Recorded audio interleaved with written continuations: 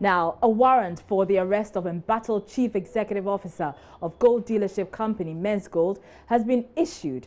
Nana Appiah-Mensah is wanted for defrauding by false pretense after months of failure to pay investors of Mensgold their entitlements. Well, apart from Nana Appiah-Mensah, the warrant is also for the arrest of Rose Tete, believed to be his wife, and his sister Benedicta Mensah. There are reports the embattled CEO is hiding in South Africa or Nigeria. Interpol has been alerted, while any Ghanaian with knowledge of his whereabouts is also charged to effect his arrest. Here is Director General of the Criminal Investigations Department, Mame Ya Tiwa Adodankwa, explaining the development so far. After investigating this case for some time now we are aware that Nana Appiah-Mensah is not in Ghana. So we have started the process of letting Interpol put him in the red notice. And one of the documents that we need to add is warrant of arrest from a court of competent jurisdiction, which we have already done. We have obtained the warrant, and now we have initiated the process. Interpol will look at the reasons why we are saying the person is a fugitive, and then they will inform all the member states to be on the lookout, arrest and then extradite the person to Ghana. So we have started that process. Okay, so we're told you just mentioned about a court warrant. We've just seen a bench warrant for arrest of all Mensgold directors. Is it just number one that this court warrant is for, or all the other Mensgold directors? And when did we get this bench warrant? No, there's a difference between a bench warrant and a warrant of arrest. A bench warrant is where the person is already before court, and then maybe he's been granted bail by a court, and the person has jumped bail. That is when you go for bench warrant. But this is a warrant of arrest. We haven't taken him to court yet. I'm aware of that arrest, but that arrest was not done by the police. So if the arrest was not done by the police, he couldn't have jumped bail from us. Rather, we are looking for him. We are looking for him, and it is only number one that we are looking for. We have already obtained warrant of arrest for 2 other directors. We have started the investigations, and we have gone to a certain level. You see, when you are doing investigation, maybe from our strategy, you don't start by arresting. You need to arm yourself with enough information so that when the person appears before you, you can ask the right questions. So we started this investigation somewhere in December, and we have gone to a level where it is now we are ready for arrest. That is why when we got to know that number one is not in the country, we initiated the processes of informing Interpol so that the 194 member states will help us to arrest him.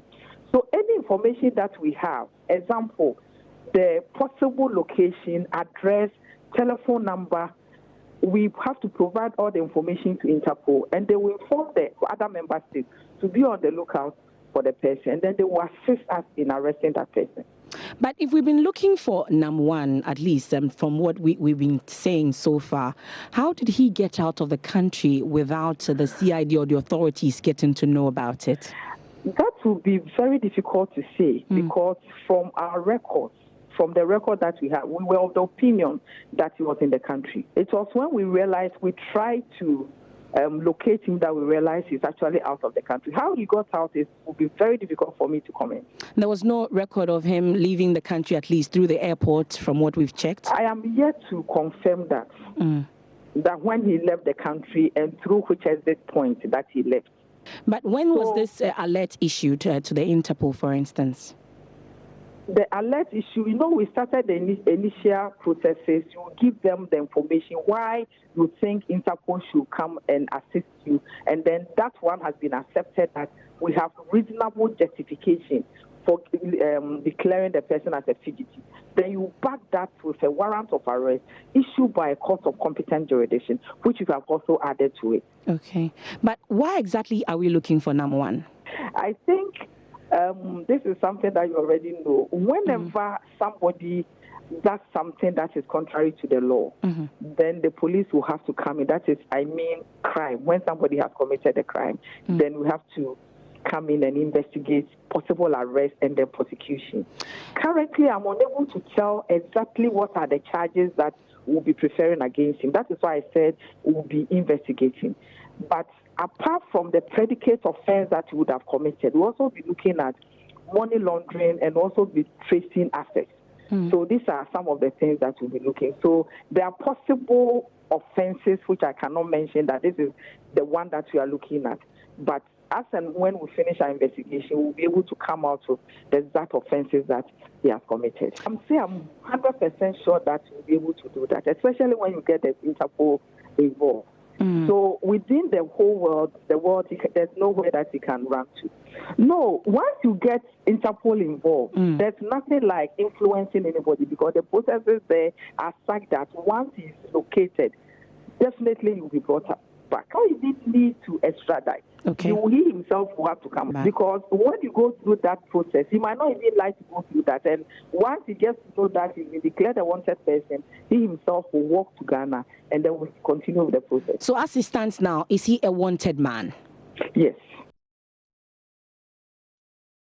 Right, so you heard the Tiwa Adodankwa. She is the CID boss. She says Nana Appiah-Mensah is on the run. He's been declared a fugitive. Now, my colleague Emefa Apewu of our security desk joins me in the studio with more. Emefa, I know you've been digging into this. You spoke to the police and your sources as well. What additional information do we have about this particular development? So we know that money laundering issues have also come up as one of the charges that is likely to be slapped on NAM1 if he's found. We also know that 194 countries have been alerted to help Ghana find NAM1, knowing that the president has also initiated processes and issued these 3 warrants we are told about. I'm sure we know that the 3 warrants, it includes 2 others, and Mamitiwa also confirms that they are 2 directors. So, but it's unclear whether the 2, the wife and the sister, are also directors of Mensgold. We also know that the Financial Intelligence Center of the Bank of Ghana have also initiated processes to freeze his assets. But the main concern also is that most of these assets are either rented or not in his name. These are some of the issues we are finding out. Also in the last minute, also Parker has been to the wife's shop at East Legon, Shiashi area to be precise. He's been operating. And we spoke to him a while ago, and he tells us that the wife has not been at the shop for the past 2 months, also because the shop is being run by the brother. But the shop attendants, confirm that indeed they've been paid their monthly salaries since this issue came up, but they just don't know the whereabouts of their madam. We asked Mamitiwa why now, because that's the concern for the minority. Of course, they've stated that why now, because if you didn't do the needful, by now that you're freezing his assets, he must have transferred all monies from his accounts, if any. That is, if he saves in any bank, after all, because there are rumors that he must have been saving in his own home. For instance, he has votes that he must be keeping his monies in there. So that's the concern of the minority. Why now? And I posed that question to Mami Tiwa, and says because criminal issues are coming up. Because if you check the warrants, for instance, it's defrauding by false pretense. That's what came up. But now that money laundering issues are also coming up amongst others. So they say that is why they are coming in now.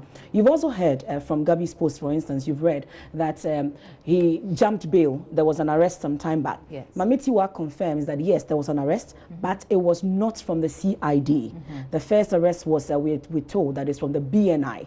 That's how come a warrant and not a bench warrant was issued for the 3 of them. So it's a warrant for him because this is the first time the CID is seeking to arrest NAM1. So that's where we are assistants in the issue of finding him. But she tells us that NAM1 can run but cannot hide, and that the issue about him being a man of influence will not come to play, because this time around 194 countries, including the countries that people are hoping that he will be in, which is Nigeria and South Africa. And these 2 countries are part of the 194 countries that are part of Interpol states. I see. So the security agencies in those countries are also actively looking they've been alerted on him. So anyone who finds NAM1 in any of these countries are supposed to alert the security agencies in that country to find him. So 194 countries around the world, and not just in Africa. So it means that wherever he is, they are on him. And she tells me that 100% they are sure that they will be able to get NAM1, but did not give timelines. And the issue about how come NAM1 left the country without any of the security agencies in this country knowing is that she tells me that he certainly did not go through the Kotoka International Airport because there's no trace of, information as to how he got out of the country. So possibly the rumor was that, or information that we picked up was that he must have gone through Togo to Nigeria, then to South Africa. So it's between Nigeria and South Africa that Nam1 could be in one of these countries. We are told that the nuclear family have been moved to the UK. So they are also, these two countries are also part of the Interpol states. So definitely they are 100% sure that in the nearest future, they'll be able to arrest Nam1 and extradite him back to Ghana for the processes. And for her, she thinks that Nam1 should not wait to be arrested. He should come back to Ghana himself for the processes to kick in. Well, given that all of these have been put out, do you think that he will, voluntarily surrender himself? That's what they're hoping, that will be done. They're hoping that he will be able to do that, because if he's arrested, he will be extradited back to Ghana for the processes to kick in, from what she tells us. All right, thank you so much. That's MFR Peru. She's with our security desk here. I also have Kojo Yangson, who has been digging into Nana Appiah-Mensah's social media activity and his background, and he joins me in the studio now. So what have you found so far, Kojo? Well, quite a lot. We first had a look at his social media activity to see if there were any clues there as to his recent movements. We noted that on Twitter, where he was very active, his last tweet was dated the 27th of November 2018, and this is what he said, just briefly. Instead of us being resolute, you've fallen for the misconceptions and further denigration of my name and the brand. We shall do the needful now. God knows we defended our collective cause. Hashtag posterity, hashtag hail Mensgold Global. So this was when? This was on the 27th of November. He tweeted from his iPhone at 10:42 in the morning. We also noted that he last posted on Instagram on the 28th of November, the day after. This time around it was in the morning, and his message was again seeking to ridicule the suggestion that his organization was in any way dodgy or operating outside the law. He concluded by saying, at the end, what I would live with would be the shock at the silence of my friends and associates, and not the temporary slay of my foes. Hashtag values added, hashtag life lessons. But we decided to try and put together a picture of who he is. We got a bit of biodata about him. He's called Nana Appiah-Mensah, as we know. Born on the 16th of May 1984. That makes him a 34-year-old 34 years old, yeah. His parents are Susie Ivy Brew, that's his mother. His father is Napoleon Mensah Abrompa, and he has two siblings. He has one sibling and one sister-in-law who is Sima Brew. You can see images of Sima Brew's wedding, where Nana Appiah-Mensah was seen throwing dollars into the assembled guests, and they, of course, having a good time running about picking up the notes. His wife is Mrs. Rose Appiah-Mensah, known as Mrs. Rose Tete, according to the warrant that was issued for her arrest. He has one child known as P. Mensah, and he spent the better part of his early life with his mother in Kaswa, where he is still revered whenever he comes back into the community, hailed like a leader. He went to Adisadel College for his secondary school education, and the University of Ghana for his first degree, where he studied economics, business management, finance, mining, and environmental studies. He's won several awards. He was a Judge Business Executive of the Year 2017. That is a story that we actually found on the University of Ghana website, where they were hailing him as a celebrated alumnus. Right. I just wanted to point out to viewers that what you're watching right now is a party that he attended, and clearly he lives a lavish lifestyle. It's a party he threw for his wife. These are his luxurious luxury cars. I raise your legs to be 100. And more. And more. More pretty gorgeous kids like Nana Appiah.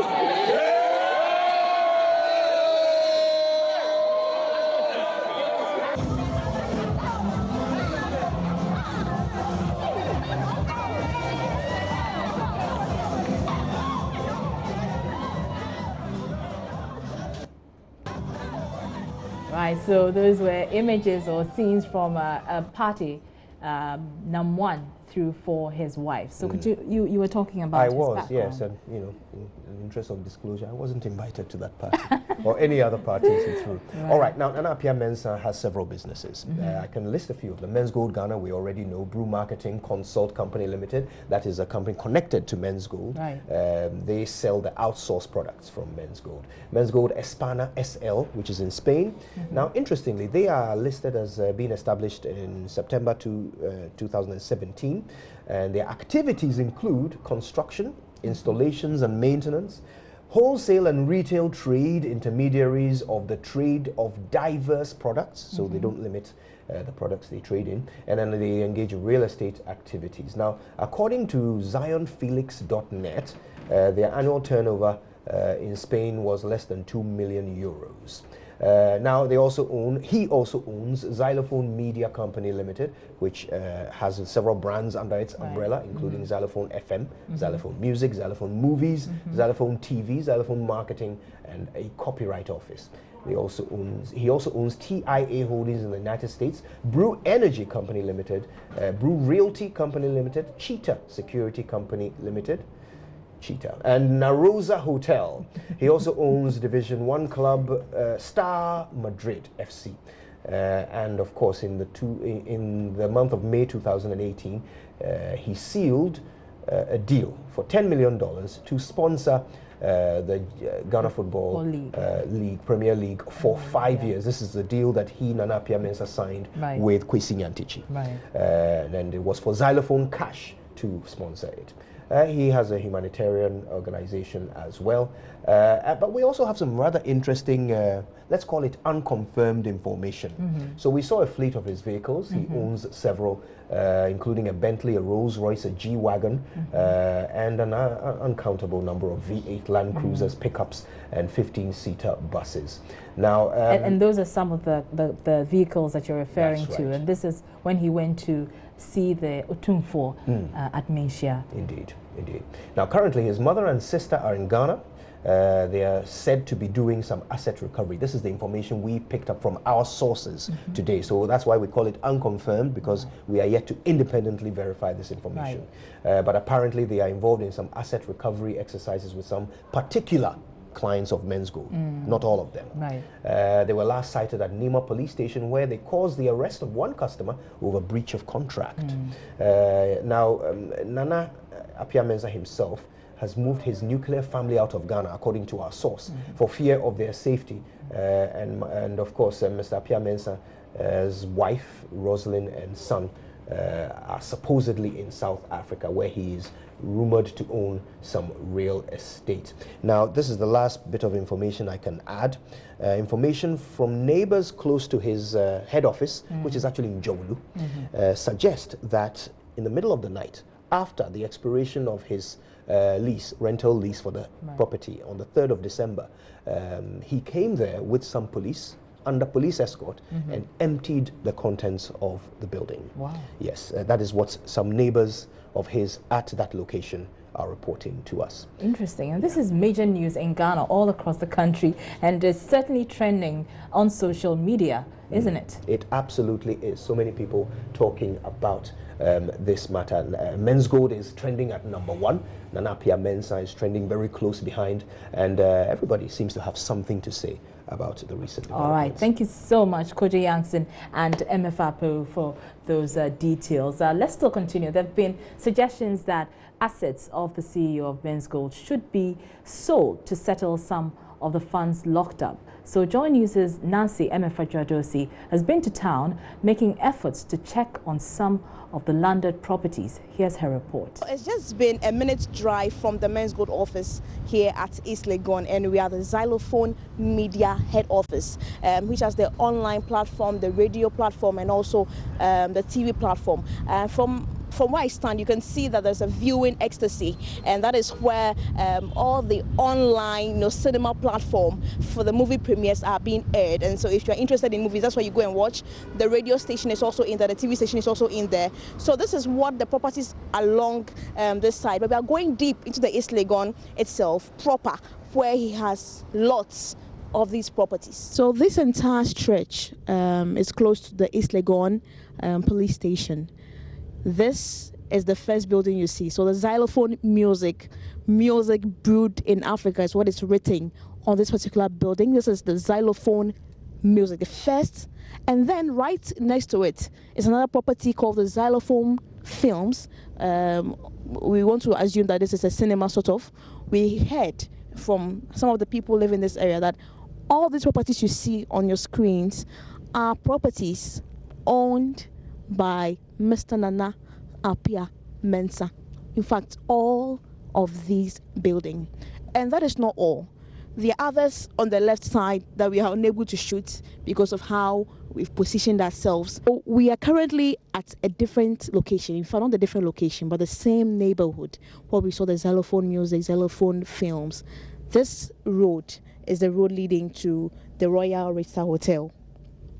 All these properties, I'm sure you can see the gold that has been embossed on this particular building, which signals that these buildings belong to Xylophone Media. This is where the customers, this is where the customers of Mensgold came to storm the other side. And this building you see is an underground building, we understand. An underground building, it has been dug from, the building and built straight up. This huge building belongs to Nana Appiah Mensah also. So that was Nancy Emefa-Drandosi there. Earlier, some customers of the troubled gold dealership firm told Gifty Ando Appiah on the Pulse that they are hopeful the locked up funds will be released soon. They've been sharing how they ignored the central bank's warning because Mensgold convinced them to do legitimate business with them. But that steps in and make sure that whatever they say, like they hold him by his words and make sure that he fulfills whatever he has said to the customers. I believe that there will be a headway. I heard it. And then when Bank of Ghana comes to say this, Mensgold will come and say that.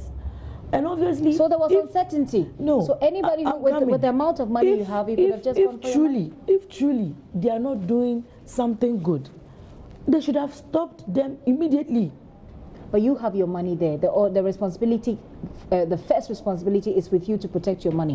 When you were hearing the inconsistencies... No, I'm coming. Did you feel like you should I go did for mine in July, which is last year, July 2018. I believe Bank of Ghana came somewhere 2016 to warn, and then it continued. But anytime they come, Mensgold will come and say, we have the required license to operate. And who? Mensgold came to where I work. You see, when they started, they were going around asking people to buy the gold. Yes, to buy the gold. And they have a way of talking to you nicely.